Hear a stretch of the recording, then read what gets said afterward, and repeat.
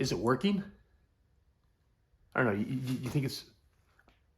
I don't know.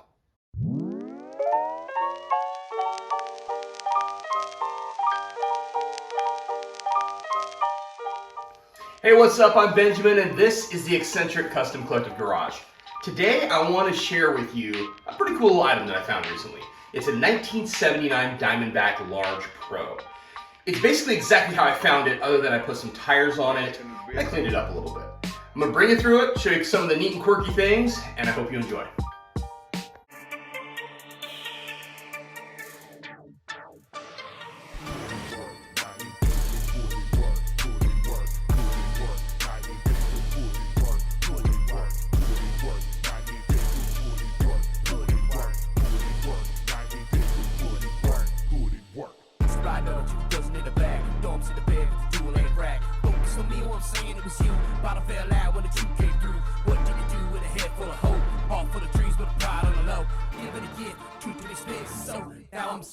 Here we go. Tell me where you from, where you at, where you been. I'ma keep on coming, got your mind wide open. Money roll deep, but I caution to win. Take a soul mind and a page of the sin.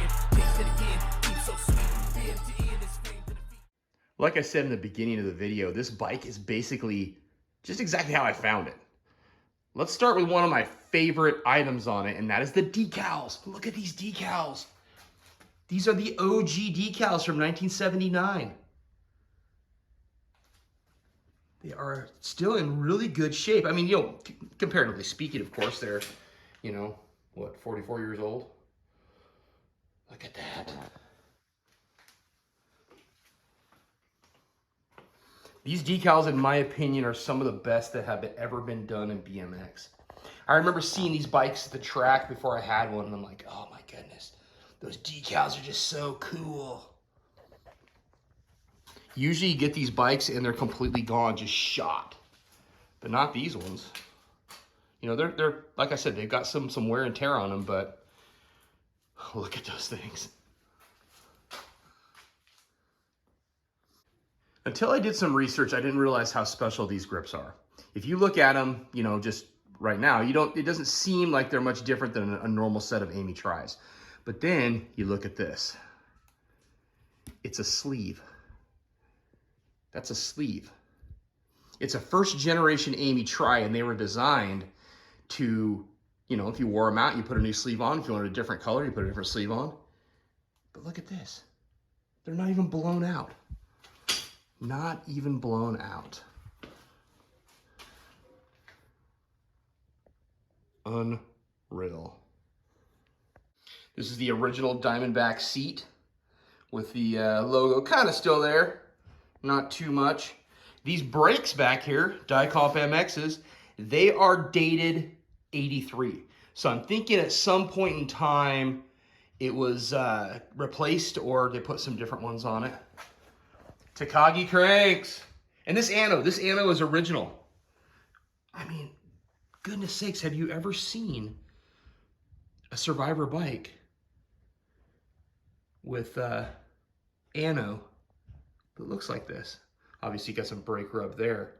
But let's look at the front wheel. The ano on the front wheel. Goodness sakes. Just beautiful. I added the Arias decals, so that's another thing I added. TRX forks, Tangy TRXs. Usually this bike would have come with the dual dropouts, but a lot of guys back in the day would ride these bikes and they'd put it in the front dropout and they'd snap it right off. And so it's very rare to have the dual dropout forks. If you've got a pair, then you've got something special there. Cycle Pro clamp, the fluted seat post tube, or seat post. These are the tires that I replaced on it. Just some Kenda gum walls. Got a little spot right there. Not sure how that happened, but whatever. Serial number back here. The first number on there tells you it's a 79, so it's a 9. And the K is the month, and you see the baseball, that means it's built in Japan.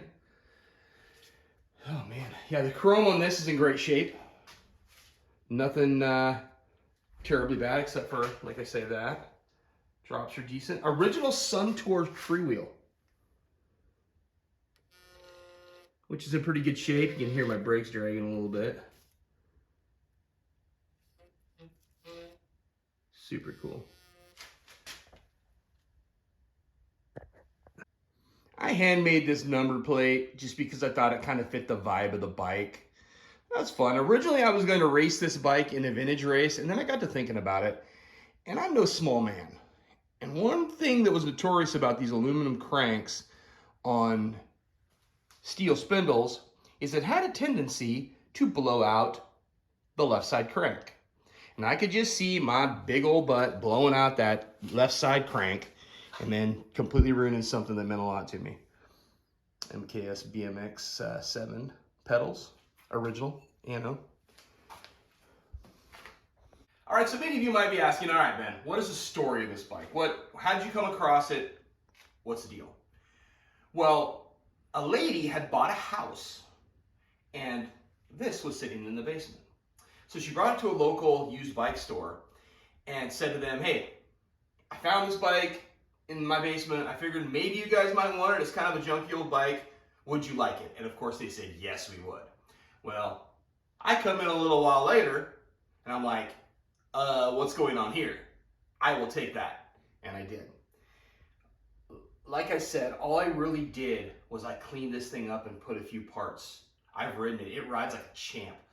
It brought back so many memories. The last bike I ever raced was a Diamondback Large Pro, and it was a 79 as well. It was blue, but it was set up kind of the same way, except all the tires and the rims and stuff were red instead of blue. You guys, they're still out there. The scores are still out there. The bikes that nobody's used in a long time, they're still out there. You know, everybody said, oh, we've got all of them. We haven't. They're still out there. So keep looking, and hey, listen, who knows? One day they'll find you. I'm Benjamin, this is Eccentric Custom Collector Garage. I hope you enjoyed the video. Bye-bye.